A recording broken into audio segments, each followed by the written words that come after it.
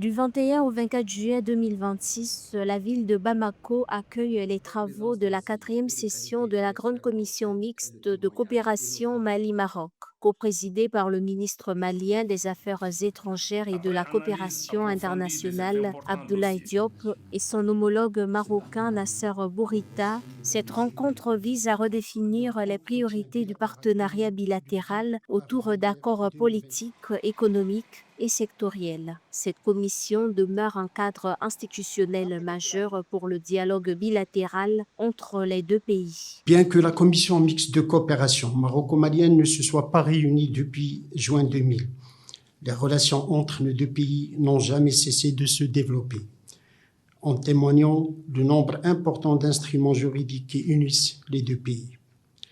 Cette réunion d'experts sera l'occasion de passer en revue l'état de notre coopération et les perspectives pour les prochaines années. Elle sera également l'occasion de faire l'état des lieux des accords existants et ceux en cours de négociation entre nos deux pays. Le gouvernement malien souligne que la tenue de cette quatrième session à Bamako marque un nouveau cap d'une coopération présentée comme multidimensionnelle allant de l'éducation à l'énergie en passant par la santé et la défense. La rencontre vise à évaluer les engagements passés, actualiser les mécanismes de coopération et définir de nouveaux programmes économiques adaptés. Rappelons que les échanges commerciaux restent largement à l'avantage du Maroc, avec près de 185 millions de dollars d'exportation vers le Mali en 2025, contre environ 3 millions d'importations. Cette quatrième session de la Grande Commission mixte s'inscrit dans la dynamique impulsée par les plus hautes autorités de nos deux États, résolument engagées à hisser les relations entre le Maroc et le Mali à un niveau toujours plus élevé au bénéfice de nos peuples respectifs. La réunion qui s'ouvre aujourd'hui constitue une étape essentielle dans la préparation du segment ministériel de la Grande Commission mixte.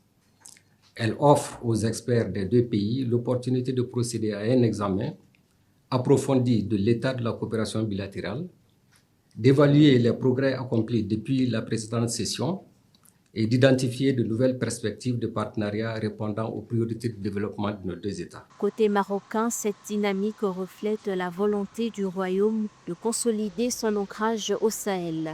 L'initiative atlantique du roi Mohamed VI vise à intégrer les pays sahéliens, dont le Mali, au flux atlantique pour une coopération économique et logistique renforcée. L'enjeu immédiat est de concrétiser les communiqués en projets financiers. Cette quatrième session prévoit la signature de plusieurs accords pour renforcer le cadre juridique bilatéral et ouvrir des perspectives dans des secteurs porteurs de croissance.